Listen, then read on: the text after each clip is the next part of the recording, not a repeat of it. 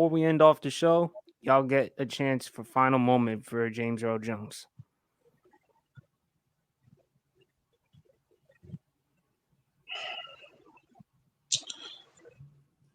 Oh, like a favorite moment.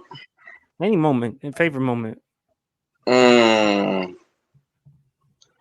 I feel like one of the greatest voice acting performances I've ever heard, and still is to this day, is James Earl Jones as Mufasa in The Lion King. It's one of Mm-hmm. the greatest.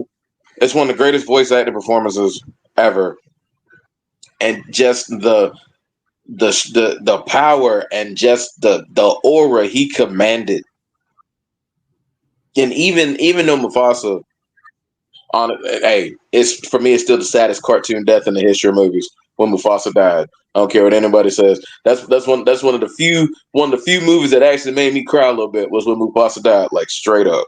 Uh, but just the aura and like his power, just this James Earl Jones to me is like if I wanted someone to narrate my life, he would be he would have been it. Like his voice would have been the voice to narrate my life because it's iconic and it's just even though he's not with us anymore, all of his performances and being able to hear him speak is just something that's going to live on throughout the test. Let's just throughout the test of time. It's never his legacy will never be diminished. And yeah, just for me, his performance as Mufasa for me just really it really stands out because you wouldn't expect a voice performance like that to command so much power and admiration, but him as Mufasa does it every time for me. And the fact that they let him do the voice of Mufasa in the live action version, that tells you everything you need to know about how powerful of an actor he was. That tells you all you need to know right there. Big champ.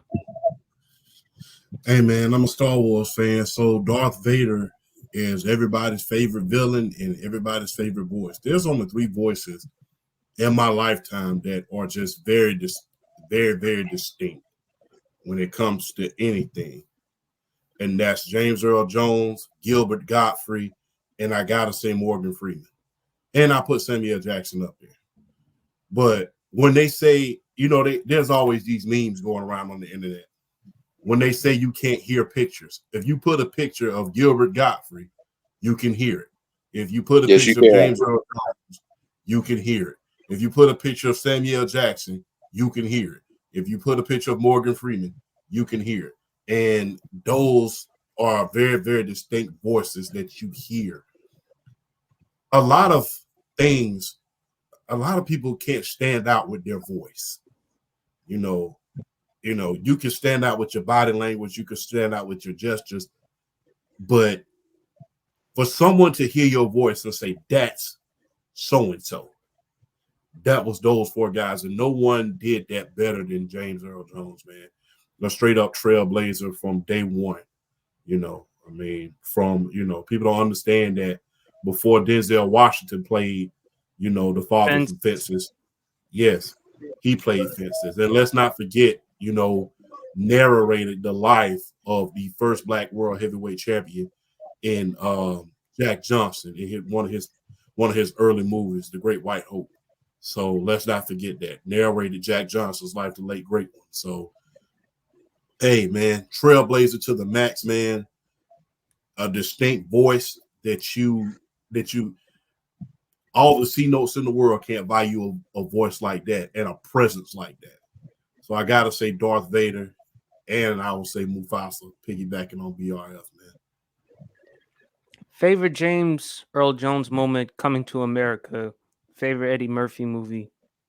The father of Prince Akeem.